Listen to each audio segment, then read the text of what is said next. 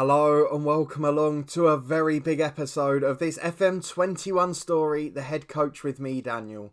It's part 39 today and we are back with Hibernian to face Fenerbahce, a side very much in the news as I'm recording this. It is the day they've signed Mesut Ozil in real life, but it's the Europa League playoff first and second leg, and against the Turkish side we've got the chance to make it to the group stages. If not, if we're defeated, we will be in the Europa Conference. Potentially a bigger chance to win, but a lot less income and potentially a strain on the budget in future years. We've started the season well, we've got 3 wins out of 3 in all competitions, and today we've got an incredible opportunity, but also some injury problems, also some slight issues off the pitch. So we'll talk about those in a minute and get into the 2 games. We'll play Falkirk off camera in between. But if you're looking forward to this one and you are enjoying the series, please do put a thumbs up on the video. Subscribe down below for daily FM21 content from 2 long-term stories. We had a massive first in Europe yesterday with Bangor City in our other Build a Nation story. So please do check that out in the eye above if you haven't seen it. And there's links to all the playlists and the podcast channel in the eye above. And thank you again as always for your incredible support. But let's start this episode with transfer news. Because on the face of it here, it all looks quite quiet. Since Semenyo in the last episode, a couple of very young backup players coming in, not really going to threaten the first team. And the same in terms of a couple of loans going out. One thing I didn't realise, despite joining here 8 episodes ago, is our first club, Brechin, our Hibernian's feeder club. So we've sent a player out on loan there, the director of football doing a bit of a deal with them. But perhaps the biggest news in terms of transfers since you were last with me is the fact that our director of football has tried to bring in 2 big name centre midfielders. So Mehdi Abid was the first one, formerly of Newcastle a few years back I think, he was, and St Johnston. A really good experienced pro, not quite at his best now, but he still would have helped the squad. And the other one, who was much bigger money, was Lewis Ferguson from Aberdeen, who also rejected us over wages. Now he's one I could have done with a bit more. But it is what it is, we've still got a good squad, we're not going to panic just yet. In terms of results, it's been a very solid, if unspectacular start to the season. You saw the 1-0 win at home to Aberdeen, the same occurred away at Livingston, Matthias Bogarts with another goal from the number 10 role in midfield. And then against St Mirren in the Cup, we rested everyone, we just rotated the squad around, and Jay Stanfield got a hat-trick, Jason Cummings got 1, and we got safely through to the quarter-final where we'll host Rangers at Easter Road. But that's all elementary at the moment. The main focus today is Fenerbahce, a 2-legged tie on the pitch which will shape our season. Europa Conference football, a chance for youngsters to get football and a chance for us to progress. Or Europa League football, where we get to enjoy some Thursday nights against some of Europe's prime-time opposition. That's what we're going to find out now. We'll go for the assistant's recommended squad and see how close to ours it is. And we'll be back in a second to confirm the 11. And this is essentially what we've gone for. So we've gone for Semenyo up front above the goal scorer Stansfield and Cummings from the cup tie. Just because he's got that bit of extra guile and pace and he's our big money signing. So let's give him a go. Bogarts plays in the number 10 ahead of Connor Ronan. Ryan Astley in at centre half as Jimmy Dunn's out injured. A big miss for us at the back there. And then all the players who have been playing in the reserves, building their fitness through the cups, they're the ones that miss out. So that includes Dylan Tate, that includes Josh O'Connor and Will Vauxhall. But we've still got a very good squad. We've got a fit squad. We've got a healthy squad. Perhaps not the best tactically at the moment in our shape. And despite trying Lee Farrell in another position, we're still not getting the best out of him at the moment. But at this stage of the season, that's not the main priority. We're still getting legs into some of the boys. You can see Porteous, Bogarts, Semenyo, none of them match sharp. And we've got a place in the Europa League up for grabs. So let's go and play Fenerbahce in the first leg. What do you think the score will be? We'll go through the lineup in a minute. And fingers crossed, you'll all be right if you predict a Hibernian win. So 10 changes from the last match. Just Astley who keeps his place as Jimmy Dunn got that knock of course. But otherwise, we've gone from full backup 11 to full first 11. It's Gunnarsson in goal. Sutar and Doig the fullbacks with Porteous and Astley at centre half. Kene, Mallon, Farrell and Bogarts the midfield 4. Bogarts crucial in that number 10 position. And Kevin Nisbet alongside Antoine Semenyo up front. I think just his second appearance for the club. Certainly his second start. So let's see what he can produce. Into it we go, and surely we have to win the home leg at Easter Road. A clean sheet would be important too, but I think we might be ambitious hoping for one of those. Let's see what happens. We're of course being asked about the missing presence of our key centre half. We know that Gunnarsson's a good keeper, and it's delightful that he's got a work permit this year. But this is tough. They've gone 4-4-1-1, a little bit more defensive, and we're on the back foot immediately as they get the ball on the left with Tavares. Inside to Mert, they've got some fantastic players in this team by the way, and Xhaka picks it up in the centre circle. To Mert, who switches right, Sangare down the line. They keep the ball well again and they're finding the width here, and without the extra winger out there for us, we're struggling. As the ball's in, it's a brilliant save by Gunnarsson. A minute and a half on the clock, we're going to drop to balance because we're already getting outplayed. And Easter Road is packed and it is not having a good start here. As the corner goes back to the edge. Oh no. They've done the old Beckham and Scholes against us. Back to the edge of the box. Half volley into the corner. And it's Hibs 0, Fenerbahce 1. A terrible start. A European nightmare again. We had this with Dundee United in a live stream save. And it just caused all sorts of trouble. They've got players, yes, on 50, 60, 70 grand a week. But we're not competing. So we're going to go positive again. But I think this is going to be a long evening. Well, we've got to half time. It is Hibernian 0, Fenerbahce 1. We've barely seen a highlight. There's been 3 shots on target all game. 1 for us, 2 for our visitors. And it's been a poor performance. It's not what we were hoping for. We thought we might be able to get on the front foot if nothing else. And we've not really offered anything going forward. We've had possession. We've had the ball a bit. We've had a bit of territory. We've not made it count. And we've not really seen anything. And again, we're just watching a highlight screen. Though we've got a Doig long throw. We've gone for the mixed and it's still causing a bit of trouble. Doig's not got the longest throw in the world, but it's still working to an extent. So we're not too unhappy to see a little match of those. And sometimes they can be important as Porteous gets the ball at left back. Finds Farrell to Doig. Nice 1-2 in the middle. And they're just playing a bit safe at the minute. No one wants to try and play that penetrating pass. That killer instinct through ball. And Astley gets it out to Sutar, who again goes down the line, then cuts back to Stevie Mallon. That's a better ball to Sutar. Releases him, but he goes back to Mallon. Plays safe into Nisbet. And Mallon produces the key pass. Kevin Nisbet the finish. And although we're still underdogs with a 1-1 draw at home, it's certainly a lot better than a 1-0 defeat. Back on terms, 25 to go. Let's try and get on the front foot. Though it's a corner for Fenerbahce, in from the left-hand side. Astley heads away and Boggess can counter. We've got a 2-on-2 up here. He's been forced wide to the left-hand side, but Nisbet's in the middle. It just needs a good pass. Farrell supporting. Semenyo's there. Gets to the edge of the box. Falls for Stevie Mallon. And he tries to dink it with a load of composure. And it's just over the bar. But a much better last 20 minutes or so. Now let's go and make some changes and get 3 game changers on for the end. We're looking at the ratings, looking at the performances. It's pretty clear where we've got to go. In the number 10, Boggess will be replaced by Connor Ronan. Up front, Semenyo replaced by Stanfield, who got the hat-trick at the weekend. We've got to reward that opportunity. And then in midfield, it's either Farrell or Kene.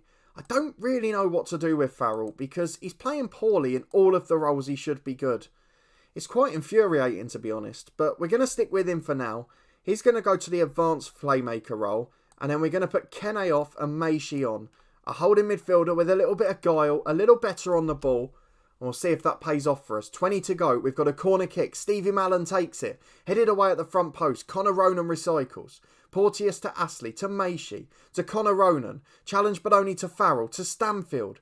Goal scorer at the weekend. Can he do something special now? He can't. He holds on to it too long and then he loses it. The long kick only finds Porteous though. We're keeping them penned in their own half. And here comes Connor Ronan. All the way into the box himself. Goes for the shot.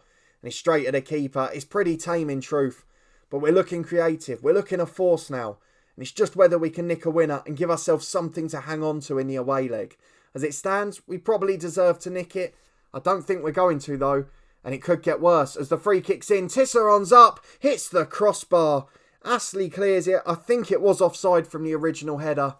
But we weren't to know. It was panic stations back there. But it looks like with 2 minutes of stoppage time gone, it's going to be Hibernian 1, Fenerbahce 1.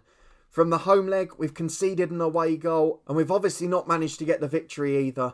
But to an extent, it's still all to play for when we go over to Turkey next week. So let's get through Falkirk at the weekend with a heavily rotated side.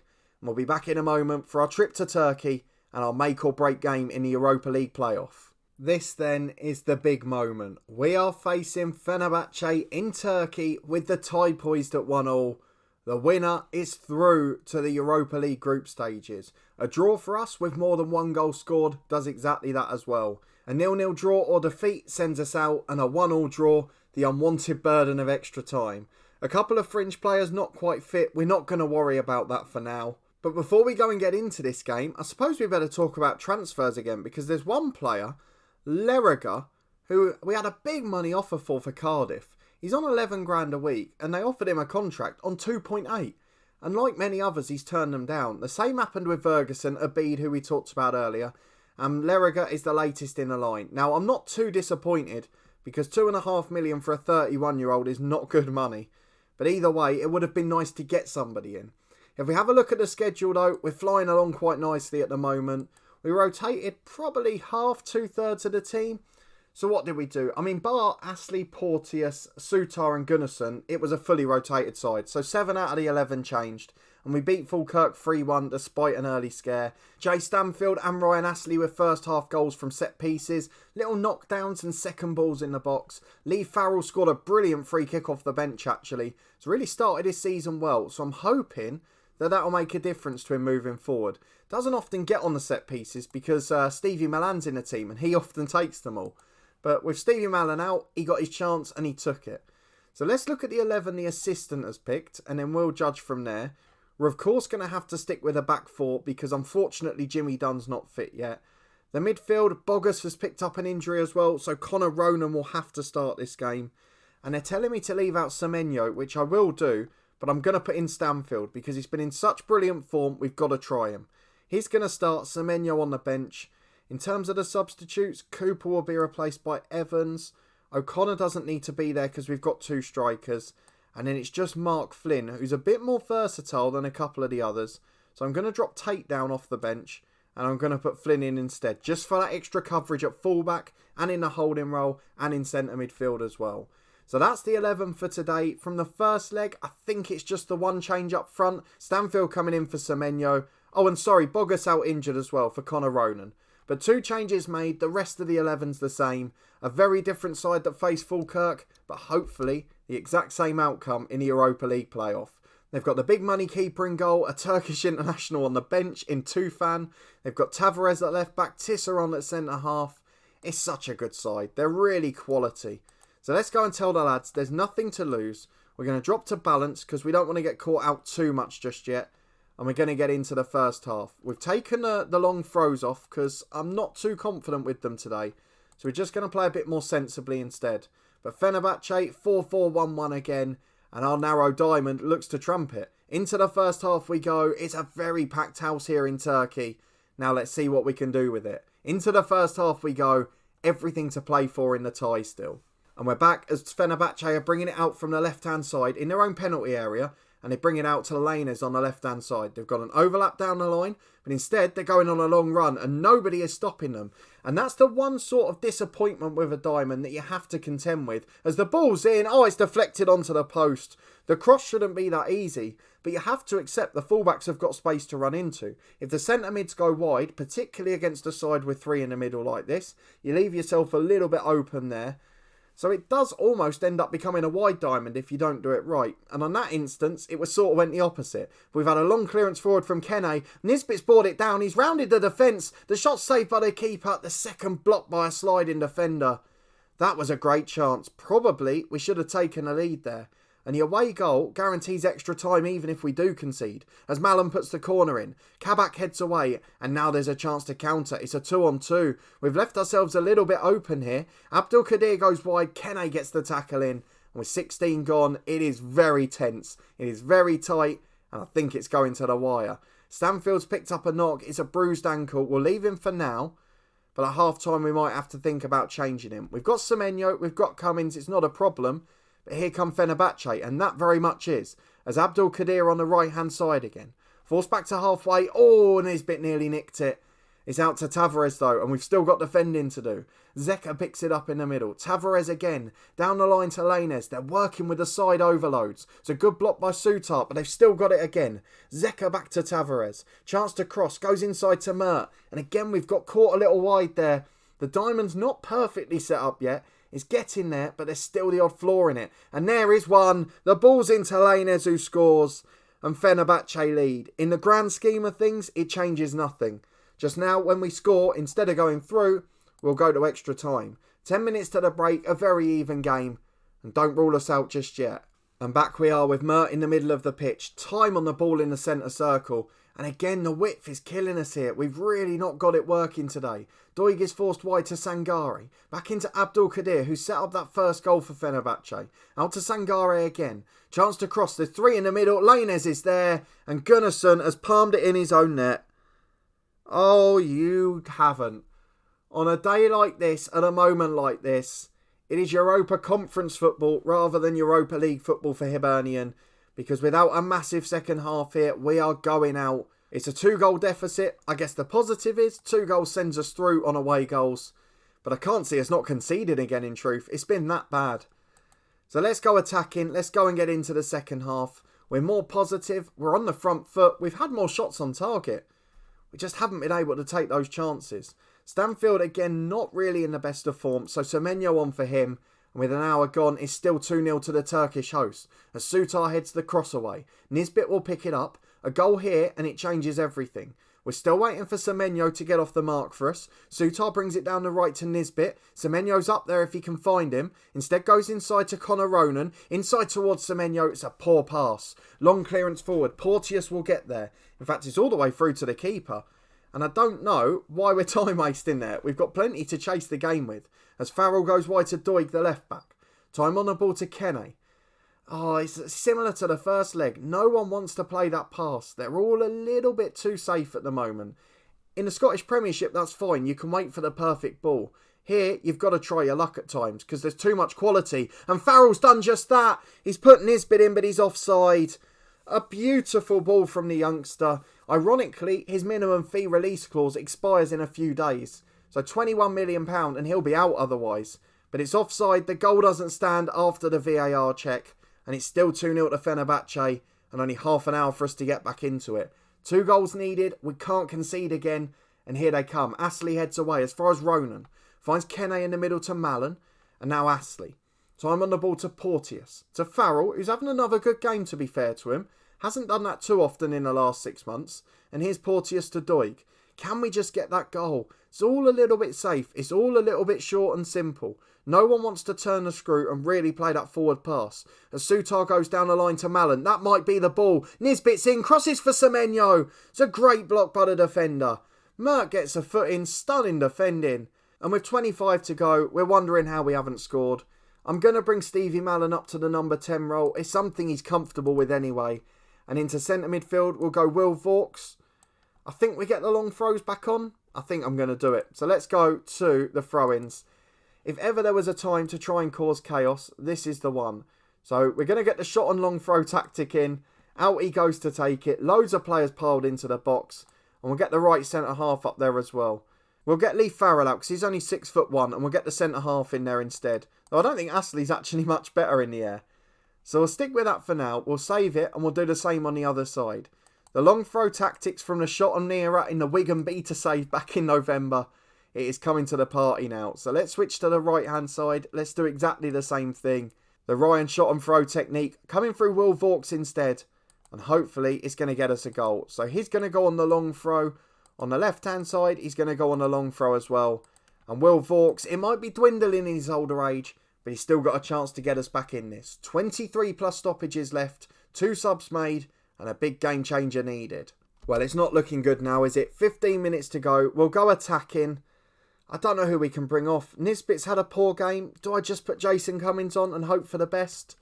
Do I make a change in midfield where Farrell's absolutely knackered? Or do I just rest him at the weekend? Do I take Sutar off on a yellow card? I don't know. I'm going to go for... I was looking at David Bonner in case he was very good with the ball at his feet, but he's not. So I'm going to take Nisbet off. There's no point leaving very poor players on the pitch. Jason Cummins will go up front. Poacher on the left-hand side. Semenyo advance forward on the right-hand side. And 15 minutes to get 2 goals. It is as simple an equation as that. And we've got an outswinging corner with Stevie Mallon. Kabak heads away. Abdul Kadir will chase it. But Farrell gets there first. Then loses out in a challenge. That's just fatigue, that. It falls for Doig well inside our own half, though. And the goal has to come. Porteous picks it up in the middle to Sutar. Time on the ball again. Just edges forward. Finds Semenyo on the right, who's brought down by Tavares. No foul given, though. Indicates that he got the ball first. I'm not sure it came before the foul, but we'll continue anyway. As Lainez picks it up on the left wing. Time on the ball again, back to Tufan. Nicked by Semenyo though, and now we've got a 2-on-2. Into the box goes Jason Cummins, and there's the goal. 12 minutes to go, it is 2-1. Game on here in Turkey. Game on indeed. 12 minutes, 1 goal, and we're into the Europa League. Let's go and push for it. We're going to go to the instructions. We're going to go a little bit more direct. We're just going to try and get a little bit further forward, a little bit more quickly. In terms of when we win it, we'll counter-attack as well. And we'll try and get further forward. We'll try and get in behind quicker and give Semenyo and Cummins the chance to be a hero. 5 minutes to go. We're staying attacking. And now it's just cross your fingers time. With 4 minutes of stoppages on. We've pushed them forward. We've done everything we can in terms of team talk. We've got 90 seconds to go with the long throw. If ever there's a time for it to work, it was now. But Nubel comes and claims it's an awful long throw. And it's straight into the arms of the keeper. Nubel claims it and he's going to kick long. He's taking all the time in the world. We've left 4 up, but it's not going to matter. The ball over the top. Oh, the defender's made a howler. If he'd headed that, we could have been in. As it is, it's tapped in for 3-1. A schoolboy error from the centre-half. And that is us crashing out of the Europa League at the playoff stage. Europa Conference football it will be. A group stage draw in Europe nonetheless. But Europa Conference football we will be back for again. And we'll have the group stage draw in a minute after that bitter disappointment. A good performance, but simple errors. And unfortunately, we got what we deserved. Let's go and see who we face in the group stages. Well, it's not quite the same excitement. It's not quite the same quality of opposition. But we are into the Europa Conference group stages. We picked up another 3 million for losing out in the playoff and for getting into the group stages here. And we seeded second. So in theory, we're expected to get through. Some massive sides. And we have been drawn in Group A with Real Sociedad. That's a big start. So let's get through the rest of this pot and have a look at who's in 3 and 4. In the third pot, I'm looking there and thinking, with all due respect, TNS are the team we have to get. It is Vitória Guimarães of the Portuguese League. That's probably not what we were hoping for. If we go and look at their key player, oh wow. He's a 17-year-old Portuguese wonderkid keeper. Oh dear, we are not favourites to get through here. Real Sociedad, we don't even need to talk about. Look at the players they've got. The team quality, 30, 40, 50 million pound these players are worth. So pot 4, we better get a whipping boy, or this is going to be a very long day. Linfield and TNS in the same group, that's an interesting one. And look at this, in the Builder Nation with Bangor City, we're really struggling to get TNS doing well. And here, within just 5 years, they're in the group stages. They've got George Hurst, who's a very good player. It's such a shame and so weird to see. And who's their manager in comparison? He's excellent. I don't understand it. But either way, pot 4. We should be beating all of those sides comfortably, possibly bar Spartak Moscow. So let's just avoid them. Olympia of Slovenia are the side we've drawn. They've got a couple of pretty decent players in fairness, so even that isn't going to be a walk in the park. But we'll take it. It's European group stage football, it's money in the bank again, and it's progress for us in our very short career. Hopefully we'll get a big move if we do well in this group. But for now, Hibernian have got European football to look forward to. There's a couple of very big teams in there, so let's go and look at the schedule. And we'll see when we'll be back for the next episode. Well, look at our opening game. Our first Europa Conference match is at home to Real Sociedad. It's followed by a reunion away at Dundee. I mean, that's a big episode. We'll leave it a little while after that one, but we cannot ignore that match. Real Sociedad at home in the Europa Conference. It follows Celtic, it's before Dundee, and then Rangers in a cup. And that's just a slight glimpse into the fixture scheduling we've got to deal with. There's lots of congestion, there's lots of problems, there's lots of big games every 3 days.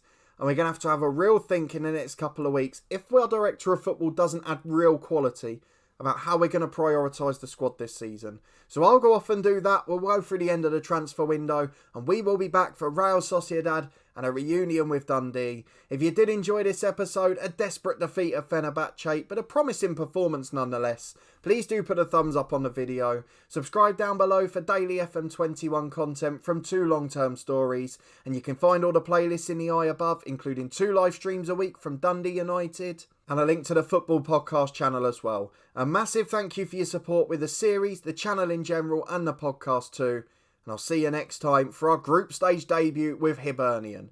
Real Sociedad the opponents. Dundee's reunion's a big one too. I've got a lot of thinking to do. I'll see you there.